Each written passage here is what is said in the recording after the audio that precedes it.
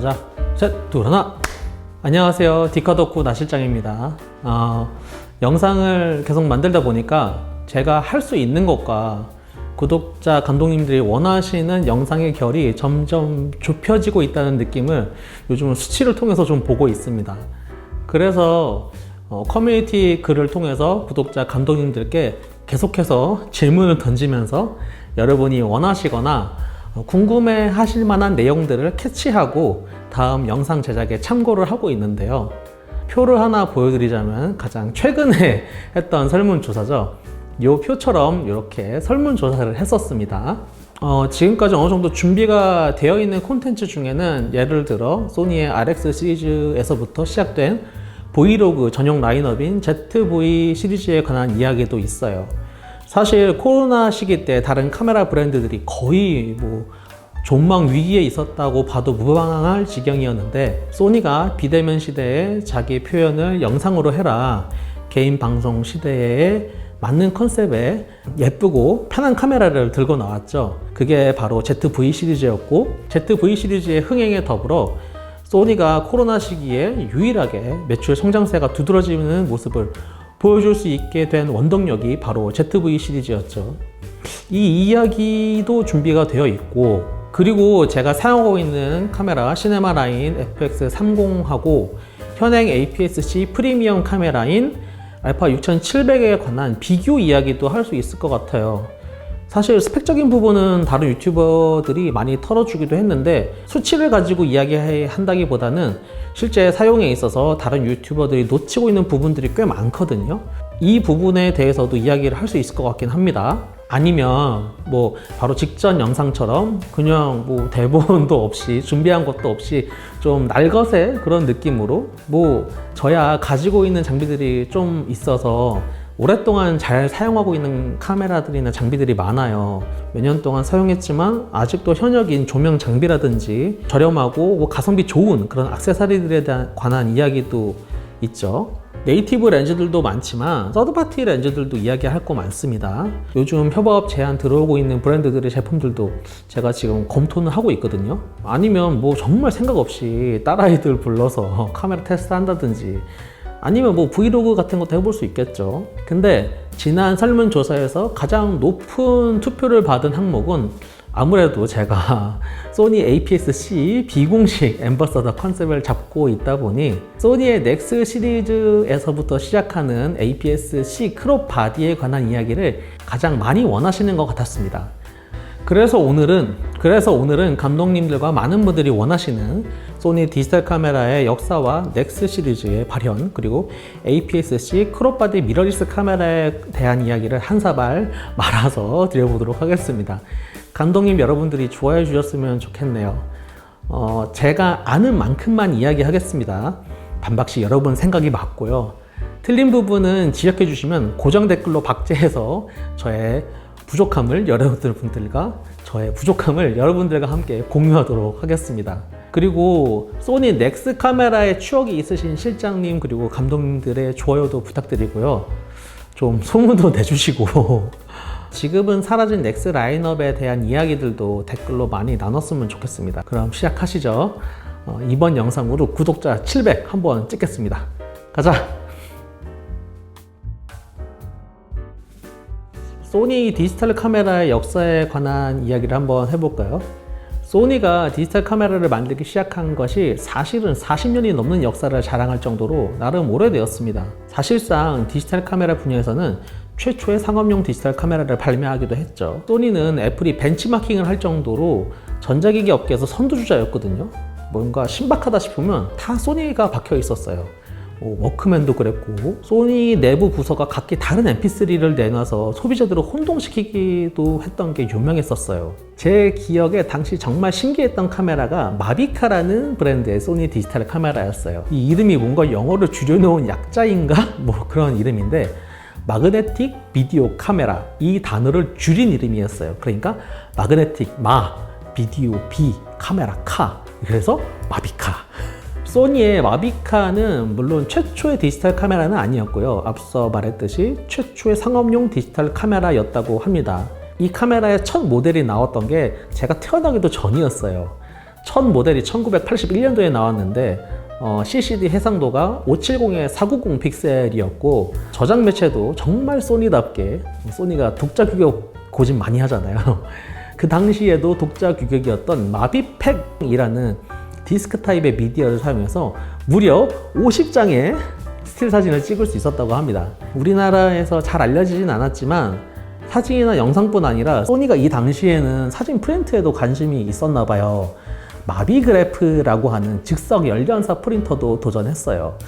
프린트하는데 한 5분 정도 시간이 걸렸다고 하더라고요. 니콘이나 캐논 렌즈들의 마운트 어댑터를 채택해서 렌즈 교환이 가능했던 프로 마비카라는 모델도 있었다고 하고요. 이 시점까지는 사실 디지털 이미징이라기보다는 아날로그 저장 방식의 일렉트릭 이미징 기술을 쌓아왔다고 보면 되겠습니다. 90년대 후반쯤엔 우리나라에도 퍼스널 컴퓨터가 꽤 많이 보급이 되었었죠. 컴퓨터에 5.25인치 플로피 디스크와 3.5인치 디스켓, 그 이후에 이제 CD롬이 보급되기 시작했었는데 그때 소니도 플로피 디스크를 저장 매체로 채택한 FD 마비카, 그리고 CD를 저장 매체로 하는 CD 마비카 같은 진정한 의미의 디지털 기술을 기반으로 여러 디지털 카메라를 출시했었습니다. 그 중에서 3.5인치 1.4메가 플로피 디스켓을 사용했던 FD 마비카 75는 무려 10배 줌이 되는 카메라였고, 플로피 디스켓에 사진 이미지를 저장해서 컴퓨터로 바로 확인하고 이메일도 보낼 수 있었으니까 당시에는 획기적인 카메라였죠. 사진 해상도도 1280에 960, CD 마비카는 지름 8cm 미니 CDR 미디어를 이용했어서 저장 용량도 플로피 디스크보다 훨씬 크고 많은 이미지를 한 번에 촬영하고 저장할 수 있었습니다. 당시에 소니만 이런 신규격의 미디어를 채택해서 디지털 카메라를 만든 건 아니었고요.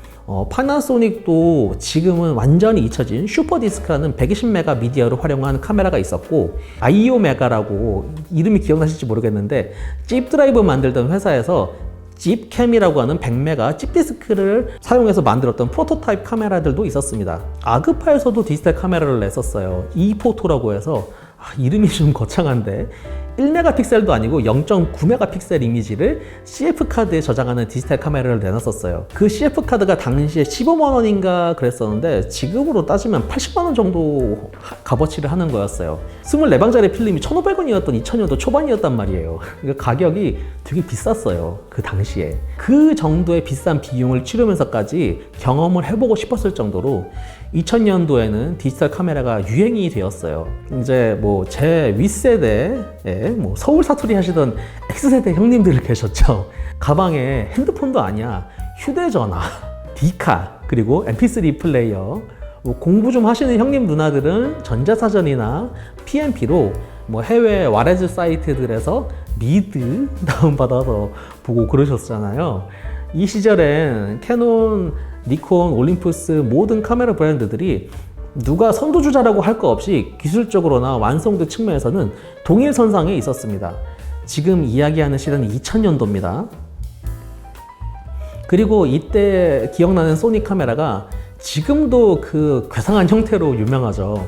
이 칼자이즈 바리오조나 렌즈 사용했다는 F717 카메라가 있었어요. 병통이 뭐라 그래야 되나? 이렇게 엄청나게 튀어나와 있는 디카였었는데, 그때 다른 캐논이나 카시오, 올림푸스, 니콘 같은 회사들은 납작하거나 뭉툭한 그런 디자인의 디카들을 내놓았을 때 소니는 줌이 10배 줌이 되고 화면은 180도 돌아가는 F717, F828 같은 그런 실험적인 카메라로 유명했어요. 저장 매체도 소니의 유명했던 메모리 스틱만 사용할 수 있었는데 이게 당시에도 리더기를 따로 구하는 게 일이었어요. 소니가 그때 바이오라는 노트북도 유명했었죠. 그래서 소니 카메라로 찍고 소니 노트북으로 사진 저장하고 편집하고, 소니 편집 프로그램인 베가스로 편집해서 UCC 만들고 그랬었어요. 이 소니의 베가스로 편집하는 게 당시에는 정말 빠르고 편했어서 당시에 영상을 편집한다 그러면 베가스 편집한다고 이야기했을 정도였거든요. 기억나시는 감독님들이 계실지 모르겠는데 지금도 베가스는 있긴 해요. 사진이나 영상을 집에서 개인이 편집한다는 개념이 한국에 처음 생기던 시기였었고, 사실 그 시점에 애플이 아이맥으로 아이무비 영상 편집한다고 그랬었는데 그때 아이맥이 엄청 비쌌어요. 파이어와이어 사용하는 캠코더들로 개인들이 영상 편집한다는 게 허들이 좀 있었습니다. 앞에서도 얘기했지만 애플이나 스티브 잡스가 레퍼런스로 잡고 있던 곳이 소니이기도 했고요. 이때 DC 인사이드도 흥했죠. 커뮤니티에서 밈으로 쓰이는 필수 이미지를 합성해서 재미있는 사진이나 영상을 개인이 활동하는 커뮤니티에 올리고 즐기고 소통하기 시작했던 시기가 바로 이 2000년도 초반이었습니다. PS 카메라, 그러니까 똑딱이 카메라를 넘어서 SLR 카메라에도 DSLR 센서들이 차용되고 상용화되던 시기였어요. 2005년, 6년도에는 니콘이나 캐논이 공격적으로 보급형 DSLR을 내놓고 경쟁하던 시기였다고 지난번 영상에서도 한번 언급한 적이 있었는데 2000년도 초반에 캐논이 D30이었나? 300만화소, 그리고 D60이 600만화소 이런 식으로 세미 프로용 DSLR을 내놨었고, 이때는 캐논 센서가 풀프레임이 아니었고요. 그러니까 필름 사이즈 대비 1.6배 크롭이었어요. 그게 APS-C 포맷이었고, 뭐 캐논 프레스, 플래그십 기종들이 그보다 좀 더 크고 크롭비가 낮은 1.3배 크롭 APS-H 센서가 나중에 나왔었죠. 그때 기억에 DSLR은 캐논이 먼저 치고 나왔던 것 같아요. 캐논이 300D 이렇게 나오면은 니콘이 D70, D70S 그렇게 나오고, 그때 니콘은 DX 포맷이라고 해가지고 1.5배 크롭 센서였고 캐논은 1.6배 크롭이었죠. 이런 식으로 계속 엎치락 뒤치락 하면서 경쟁을 했었고, 신기종들도 계속 나오면서 당시에는 일본 잡지들을 그대로 복사 붙여넣기 해서 나오던 디지털 카메라 잡지들도 많았고, 국내에서 삼성이 디지털 카메라를 만들던 시기였어서 광고도 많이 돌렸어서 잡지사들 분위기도 꽤 좋았었고, 대학교마다 디지털 카메라 동아리도 있었고, 싸이월드나 다음 카페 같은 데서 동호인들이 모여서 클럽도 만들고 그랬었어요. 저는 그때 막 파릇파릇한 20대였어서 몇 번 쫓아다니면서 와, 형들 무섭다, 카메라 비싸다 이러다가 바로 사진 스튜디오 취업해가지고 많이 못 다니긴 했었거든요. 무튼 이 캐논의 1.6배 크롭 센서, 니콘의 1.5배 크롭 센서 가지고도 막 사람들이 니 카메라 병신이다, 내 카메라 좋다 막 불붙고 그랬었어요.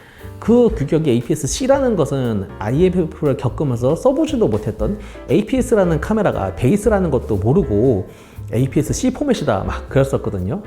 해외 출장 다녀오시는 실장님들이 새로 일본에서 APS 카메라 사왔는데 한국에선 APS 필름을 받아주는 곳이 충무로밖에 없다, 현상하기 힘들다 막 뭐라고 하셨던 그런 기억이 나네요. 그래도 이 APS-C 포맷의 렌즈를 교환하는 DSLR 카메라들로 배경이 훅 날아가는, 그러니까 아웃포커싱이죠. 기존의 디카에서는 볼 수 없었던 엄청나게 멋있는 사진을 찍을 수 있었고, 그런 사진을 보는 것만으로도 즐거웠던 2000년도 시절이었던 것 같아요.